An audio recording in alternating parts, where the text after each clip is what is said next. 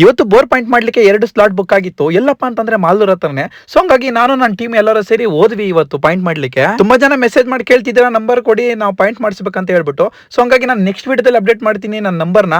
So ನೀವು ನಿಮ್ಮ slot ನ ಬುಕ್ ಮಾಡ್ಕೊಬಹುದು. ನಮ್ಮ ಪ್ರಕಾರ 2 ಬೆಸ್ಟ್ ಪಾಯಿಂಟ್ ಗಳ ಮಾಡ್ಕೊಟ್ರು. ಅಷ್ಟೊತ್ತಿಗೆ ಒಂದು ಫೋನ್ ಬಂತು, ಇಲ್ಲಿಗೆ ಒಂದು ಫಂಕ್ಷನ್ ಬರ್ಬೇಕಂತ ಹೇಳ್ಬಿಟ್ಟು.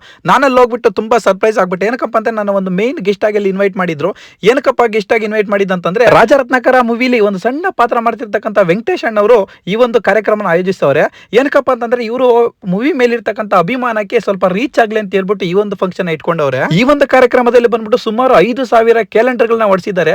ಏನಕ್ಕಪ್ಪ ಅಂತಂದ್ರೆ ಮೂವಿ ಮೇಲೆ ಇರ್ತಕ್ಕಂಥ ಅಭಿಮಾನಕ್ಕೆ ಈ ಒಂದು ರಾಜರತ್ನಾಕರ ಮೂವಿಗೆ ನಾನು ಏನಕ್ಕಪ್ಪ ಸಪೋರ್ಟ್ ಮಾಡ್ತಿದ್ದೇನಪ್ಪ ಅಂತಂದ್ರೆ ಈ ಒಂದು ಮೂವಿನ ಪ್ರೊಡ್ಯೂಸ್ ಮಾಡ್ತಿರೋದು ಬಂದ್ಬಿಟ್ಟು ನಮ್ಮ ಒಬ್ಬ ರೈತ ಅಂತ ಹೇಳ್ಬೋದು. ಒಬ್ಬ ರೈತರಿಗೆ ಇನ್ನೊಬ್ಬ ರೈತ ಸಪೋರ್ಟ್ ಮಾಡೋದು ಮುಖ್ಯ ಅಲ್ವಾ. ಸೊ ಹಂಗಾಗಿ ನಾನು ನಿಂತ್ಕೊಂಡಿದ್ದೀನಿ ಅಷ್ಟೇನೆ. ಈ ಒಂದು ಕ್ಯಾಲೆಂಡರ್ ಅಲ್ಲಿ ಏನೆಲ್ಲ ಆಯ್ತು ಅಂತಂದ್ರೆ ರಾಜರತ್ನಾಕರ ಮೂವಿಗೆ ಸಂಬಂಧಪಟ್ಟ ಸ್ವಲ್ಪ ಚಿತ್ರೀಕರಣಗಳಿದ್ದಾವೆ, ಜೊತೆಗೆ ಹಬ್ಬ ಹರಿದಿನಗಳಾಗಿರ್ಬೋದು, ಗೌರ್ಮೆಂಟ್ ರಜೆಗಳಾಗಿರ್ಬೋದು ಎಲ್ಲ ಕೂಡ ಪ್ರಿಂಟ್ ಆಗಿದ್ದಾವೆ.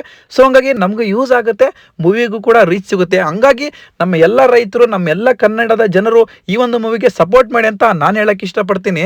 ಒಂದು ಸಿನಿಮಾ ಮಾಡೋದು ಹೆಚ್ಚಲ್ಲ, ಸಿನಿಮಾ ರಿಲೀಸ್ ಮಾಡೋದು ಹೆಚ್ಚಲ್ಲ, ರಿಲೀಸ್ಗೆ ಮೊದಲು ಅಡ್ವರ್ಟೈಸ್ ಮಾಡೋದು ತುಂಬಾನೇ ಇಂಪಾರ್ಟೆಂಟ್. ನಾವು ತುಂಬಾ ಸಿನಿಮಾಗಳನ್ನ ನೋಡಿರ್ತೀವಿ, ಮೂವಿನೇನೋ ಚೆನ್ನಾಗಿರುತ್ತೆ ಆದ್ರೆ ಸಿನಿಮಾ ಓಡೋದಿಲ್ಲ. ಏನಕ್ಕಪ್ಪ ಅಂತಂದ್ರೆ ಅಡ್ವರ್ಟೈಸ್ ಜನಕ್ಕೆ ರೀಚ್ ಆಗಿರೋದಿಲ್ಲ. ಖಂಡಿತವಾಗ್ಲೂ ರಾಜರತ್ನಾಕರ ಮೂವಿ ಮಾತ್ರ ಸೂಪರ್ ಆಗಿರುತ್ತೆ ಅಂತ ನಾನು ಹೇಳಕ್ ಇಷ್ಟಪಡ್ತೀನಿ. ಈ ಮೂವಿ ಬಗ್ಗೆ ನಿಮ್ಮ ಫ್ರೆಂಡ್ಸ್ ಫ್ಯಾಮಿಲಿ ಜೊತೆ ಶೇರ್ ಮಾಡ್ಕೊಳ್ಳಿ ಸಾಕು.